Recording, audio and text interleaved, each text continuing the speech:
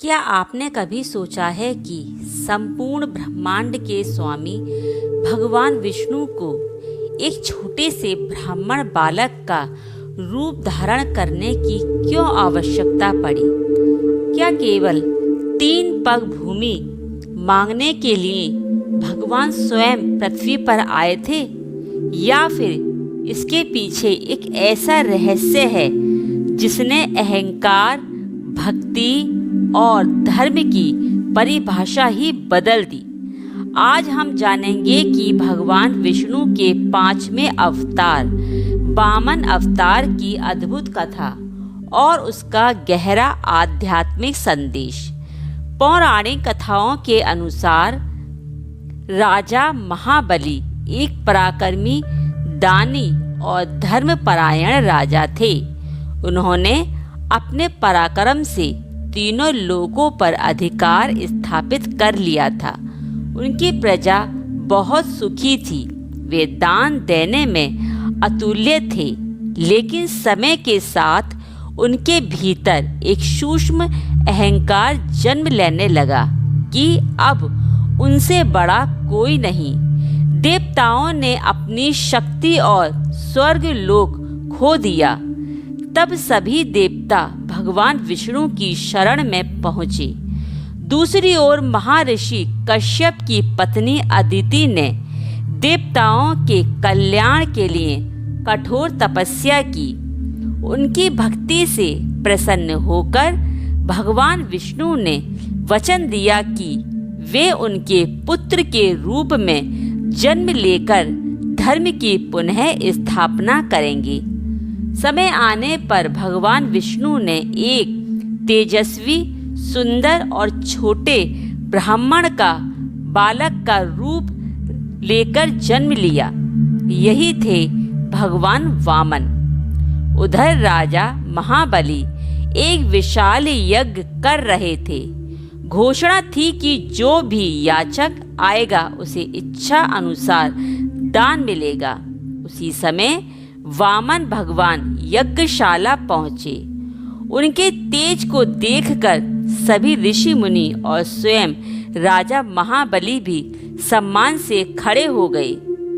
राजा ने विनम्रता से कहा, ब्राह्मण देव, बताइए मैं आपको क्या दे सकता हूँ? आपको क्या चाहिए?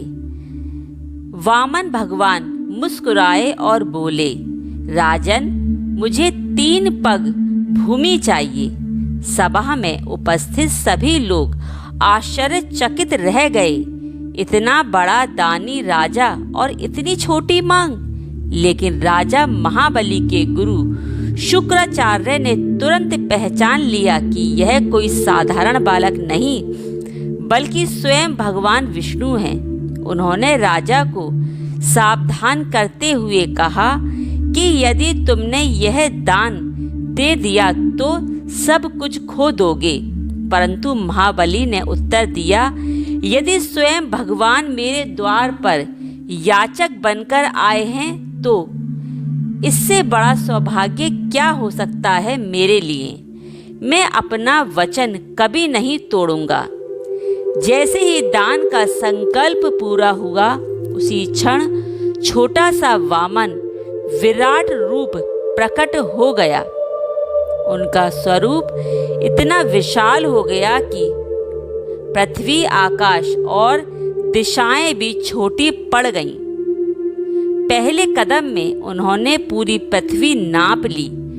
दूसरे कदम में संपूर्ण स्वर्गलोक और आकाश समा गया। अब तीसरे कदम के लिए कोई स्थान नहीं बचा। तब भगवान विष्णु ने पूछा, तीसरा कदम कहाँ रखूं?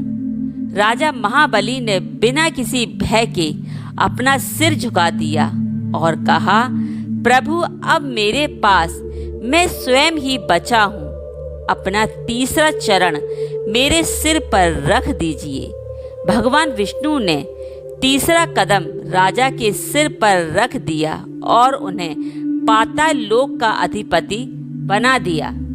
लेकिन यह दंड नहीं था, बल्कि उनकी भक्ति और सत्य निष्ठा का सम्मान था। भगवान विष्णु महाबली की विनम्रता से इतने प्रसन्न हुए कि उन्होंने उन्हें अमर यश का वरदान दे दिया और यह भी कहा कि सदैव उनके साथ रहेंगे। यही कारण है कि आज भी राजा महाबली को महान भक्त और महान दानी के रूप में याद किया जाता है। इस कथा का सबसे बड़ा संदेश क्या है? भगवान को धन, शक्ति या वैभव की आवश्यकता नहीं होती। वह केवल मनुष्य के भीतर छिपे अहंकार को समाप्त करना चाहते हैं। जब तक मन में मैं का भाव रहता है तब तक ईश्वर की पूर्ण कृपा प्राप्त नहीं होती। लेकिन जिस क्षण मनुष्य अपना अहंकार भगवान के चरणों में समर्पित कर देता है, उसी क्षण उसका जीवन धन्य हो जाता है। वामन अवतार हमें यह भी सिखाता है कि वचन का पाताल, विनम्रता और धर्म के प्रति समर्पण मनुष्य को अमर बना देता है।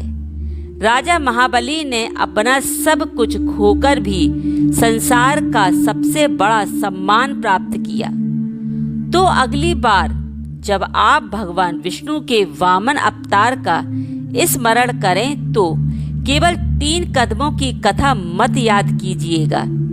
याद कीजिएगा, पहला कदम अहंकार पर था, दूसरा कदम संसार के मोह पर था और तीसरा कदम उस मन पर था जो स्वयं को भगवान के चरणों में समर्पित कर देता है। जिस दिन हम भी अपना अहंकार भगवान को अर्पित कर देंगे, उसी दिन हमारे जीवन में सच्ची शांति, सच्ची भक्ति और सच्ची सफलता का आरंभ होने लगेगा। तो इसी के साथ मैं अपनी वाणी को यही विराम देती हूँ। यदि मेरी कथा अच्छी लगी हो तो इसे अपने प्रियजनों के साथ साझा अवश्य करें, वीडियो को लाइक करें, चैनल भक्ति अमृत वाणी को सब्सक्राइब करें। तो इसी के साथ मैं चलती हूँ। जय श्री वामन, जय श्री हरि भगवान। बोलो जय श्री कृष्णा, राधे राधे।